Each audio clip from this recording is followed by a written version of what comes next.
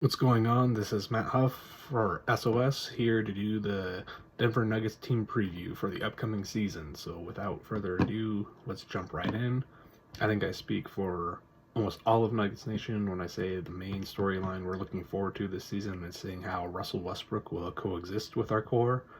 He accepted his role with the Clippers last year, and it was actually a net positive for him. He actually got some Six Man of the Year award votes, so I think he'll be a major upgrade for Denver's second unit, which was a big weakness of ours last year, and you could almost argue led to our downfall in the second round of the playoffs against the Timberwolves. So, you know, I don't think it's going to be another case of how it went with the Lakers with he and them. And I think he's accepted his role. He knows his time is running out, and he knows, like, this will be the time where he really needs to embrace that six-man role, and I think as a result, it will be beneficial for both sides.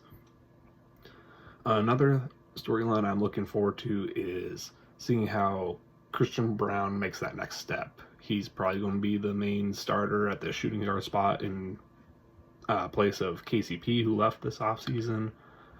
I think the mainstream media is kind of overvaluing KCP a little bit because in the playoffs last year, he was a net negative really for us. You know, I understand he was playing hurt, but at the same time, I think I've seen Christian Braun defend at the same type of level that KCP has. He actually held his own against Anthony Edwards last year, you know, compared to KCP, who kind of got torched by Ant. So, and, you know, I think Christian Braun may not be doesn't have the length that KCP has or the offensive polish, but we don't really need another offensive threat when you've got guys like Jokic, Murray, and Porter in the starting lineup. So I could see him filling that same role that Gary Harris did years ago for us. So that's another thing to look forward to if you're a Nuggets fan.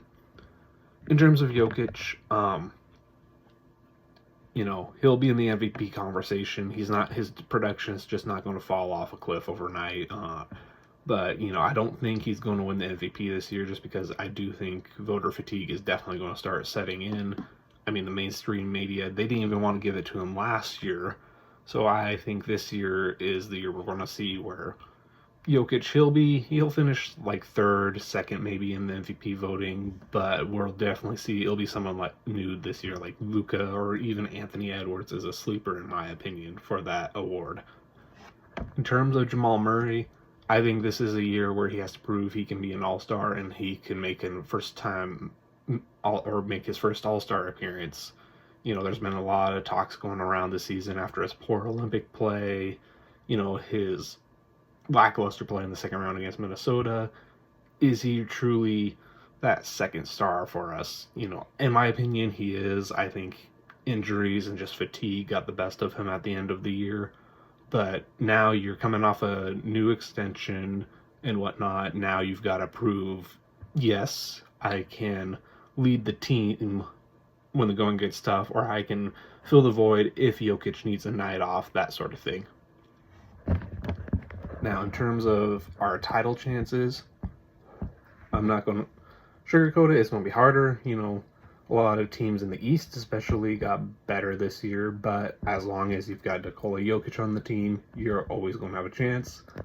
I think I've seen us being projected to only win 47 games this year. I think that's a reach. I think we'll at least win 50 games.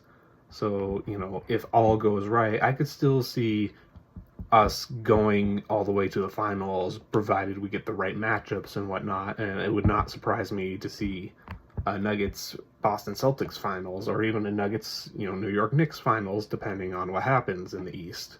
So, you know, especially if the second unit, which already looks like an upgrade with Dario Saric and Russell Westbrook leading that group, I think, you know, Denver could surprise some people this year, especially when you consider the fact that we always play better when we're the hunter compared to the hunted.